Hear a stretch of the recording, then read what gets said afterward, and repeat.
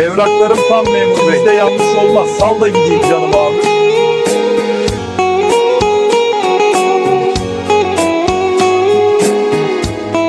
Evet, polis abimiz pavyon hesabı gibi ceza yazdı arkadaşlar. Yapacak bir şey yok. Yükten aldığımız parayı oraya vereceğiz. Bugün de Alaca gruptan Nihat Alaca ve Yakup Alaca abimiz aradılar. Güzel şehrimiz Van'a yük götüreceğiz gençler.